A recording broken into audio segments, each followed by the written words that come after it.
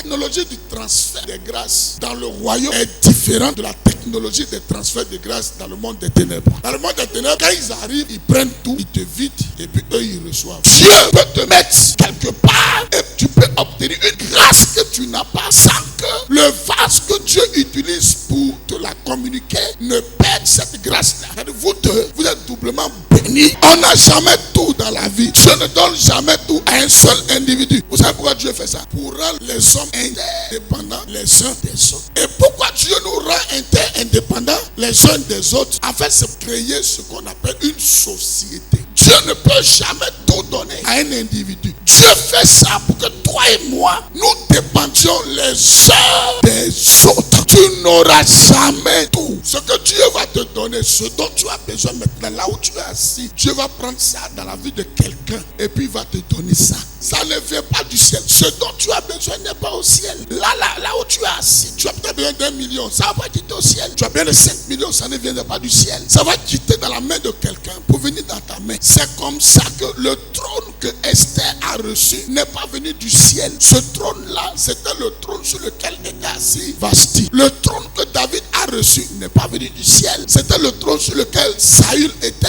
assis. Il y a quelque chose dont tu as besoin qui est dans la vie de quelqu'un, qui est dans la vie d'une personne. Et c'est de là que Dieu va puiser pour transférer cette grâce dans ta vie. C'est ce qu'on appelle la technologie des transferts. Quand Dieu veut changer la vie d'un de ses enfants, quand Dieu veut apporter un plus, il te place quelque part et il prend cette grâce dont tu as besoin et il la dévèle dans ta vie. Tout ce dont tu auras besoin, ça viendra d'un homme. L'homme chapitre 11. Il prend l'esprit qui est sur Moïse et puis il met ça sur les 70. Des gens qui n'avaient pas la grâce que Moïse avait vont commencer à manifester cette grâce-là parce que Dieu a fait quoi? Il n'a pas pris ça au ciel. Il a pris ça dans la vie de quelqu'un et il a transféré ça dans leur vie. Je vais prendre l'esprit qui est sur toi, Moïse, et puis je vais mettre ça sur eux. C'est ce qu'on appelle le transfert d'esprit. Quand tu lis Deutéronome 34, verset 9, ça veut dire l'esprit de sagesse était sur Josué parce que Moïse lui avait imposé les mains. L'esprit de sagesse est venu sur lui. Quelqu'un nommé Moïse lui a imposé les mains, lui a transféré un esprit de victoire et de grâce. Ce n'est pas quitté au ciel, c'est quitté dans la vie de quelqu'un. C'est ce qu'on appelle le transfert de grâce. Donc si quelque chose te manque pour accomplir ta destinée, Dieu peut te la donner en la prenant dans la vie de quelqu'un pour la transférer dans ta vie afin que ta vie soit équilibrée et qu'il y ait des témoignages dans ta vie. Donc un transfert de grâce ou de bénédiction, c'est lorsque Dieu dépose dans ta vie ou dans la vie d'un individu des grâces et des bénédictions dont il a besoin afin d'accomplir sa destinée. C'est grâce qu'il dit de la vie de quelqu'un d'autre sans porter préjudice à cette personne-là. Quand Dieu te transfère des grâces, il prend une bénédiction dans la vie de quelqu'un. Il y a 4 catégories de personnes que Dieu va utiliser pour transférer des grâces dans ta vie. La première catégorie de personnes que Dieu va utiliser pour te transférer les grâces dont tu as besoin, ce sont tes parents biologiques. Vous voulez que des grâces soient transférées dans vos vies. La première personne que Dieu utilise, même après ta naissance, après que tu aies vieilli, après que tu aies grandi, c'est ton père et ta mère. C'est pas ton père et ta mère que Dieu te transfère la vie, le souffle de vie. C'est le premier point. Deuxième point, c'est pas ton père et ta mère que Dieu te donne une longue vie. La Bible dit honore ton père et ta mère et tu seras heureux et tu vivras longtemps. Ils n'ont pas besoin d'être chrétiens. Ils n'ont pas besoin d'être nés de nouveau. Ils sont des canaux que Dieu utilise pour te transférer la vie et pour te transférer la longévité. C'est pas eux que Dieu rallonge ta vie. C'est pas eux que Dieu limite ta vie en fonction de tes relations avec eux. Qu'ils soient sorciers ou sorcières, qu'ils mangent avec le diable ou pas. Du moment où il est ton père, où il est ta mère, la Bible dit que tu lui dois honneur. Et à cause de l'honneur que tu lui dois, il aura un transfert. S'il y a des attaques, la grâce de Dieu est là pour te protéger. Deuxième catégorie de personnes que Dieu utilise pour transférer des grâces dans ta vie, on les appelle les maîtres ou les pédagogues. Les maîtres ou les pédagogues sont tous ceux que Dieu utilise pour t'instruire ou t'enseigner d'une manière ou d'une autre. Les enseignants de l'école, les enseignants des instituts académiques, ton professeur, ton instituteur est un canal que Dieu utilise pour transférer en toi des grâces. Deuxième, il y a une autre catégorie de maîtres qu'on appelle des formateurs. Ce ne sont pas des instituteurs, ce ne sont pas des enseignants, mais souvent ce sont des gens qui gèrent des métiers. Il est mécanicien, tu fais 3 ans à côté de lui, tu maîtrises la mécanique. Il est menuisier, tu fais 3 ans à côté de lui, tu maîtrises la menuiserie. La personne te communique quelque chose. Alléluia. Quand tu le côtoies, il te communique quelque chose. Mais il y a aussi notre groupe de personnes que tu vas étudier pour t'enseigner. Il y a des gens qui vont te blesser. Ce sont de vrais enseignants. Par exemple, tu as connu un monsieur qui t'a donné un gourmet. Mais la manière dont il a procédé jusqu'à ce que vous arrivez au gourmet là. Regarde toi, mais tu t'assois là. Tu dis il est fort. Mais la manière dont il a procédé pour arriver là, tu ne vas jamais oublier ça. Quelle que soit la douleur que tu as connue, ça va t'aider. Si quelqu'un t'a trahi, la manière dont il a procédé pour te trahir, l'enseignement que tu tires de la trahison là, ça va t'aider. Ça va t'aider toi, ça va aider quelqu'un d'autre. Quand quelqu'un va commencer à parler, fais attention. Dieu va utiliser cette douleur là pour transférer en toi des connaissances. Donc il y a des transferts que Dieu va te donner. C'est pas toujours par les professeurs, c'est pas toujours par les enseignants de l'école. Dieu va envoyer des gens méchants pour t'enseigner un autre aspect de la vie. Tout ce que tu vivras comme douleur n'est pas forcément une douleur. S'il y en a qui sont des grâces, le Seigneur vient de t'enrichir. Le Seigneur t'a pas fait du mal, il vient de t'enrichir. Il t'a sauvé la vie. Il y a différentes catégories d'enseignants.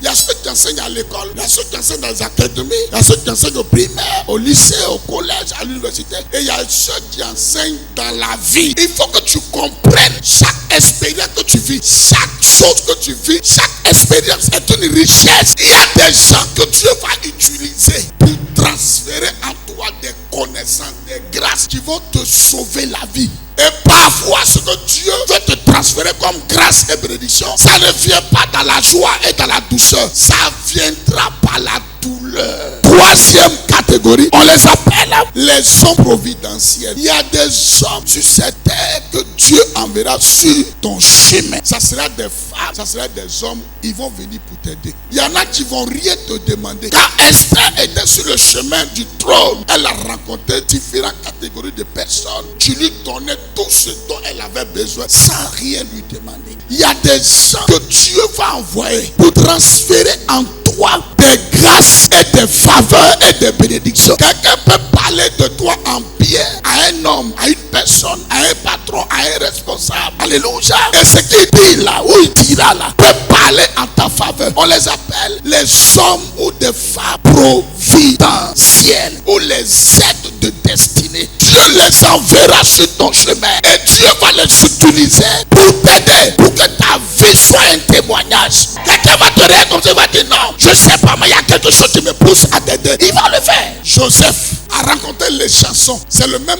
chanson qui a parlé de lui au roi. Je prie que Dieu utilise quelqu'un pour parler de toi à quelqu'un d'autre. Qu'il parle de toi à quelqu'un d'autre.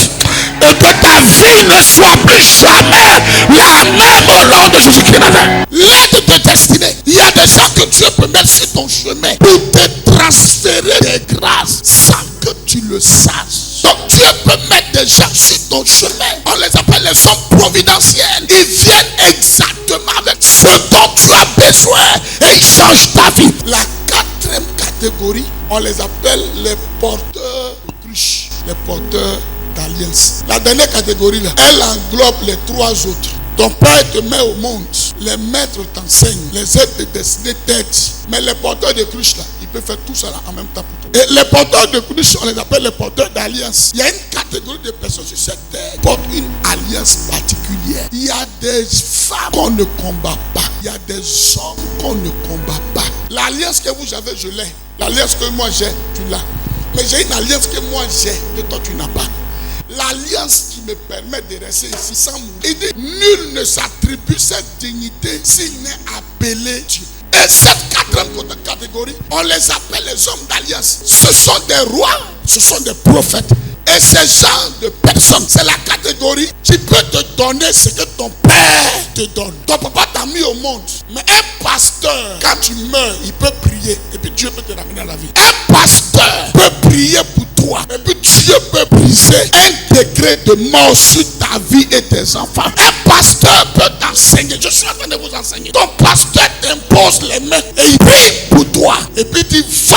Il n'est pas l'homme providentiel. Mais quand tu sors, tu rencontres quelqu'un qui qui est empressé à te faire du bien. Esther est restée sous l'alliance de Mardochée. Esther obéissait à Mardochée dans tout ce que Mardochée lui disait. Même étant au palais, étant devenue la reine, c'est tout ce que Mardochée disait, elle faisait. La Bible dit, partout Esther passait, les hommes et les femmes se bousculaient pour l'aider. Pourquoi? Parce que Esther était dans l'alliance de son oncle Mardochée. Il y a des gens qu'on appelle des porteurs de cruches, des porteurs d'alliance.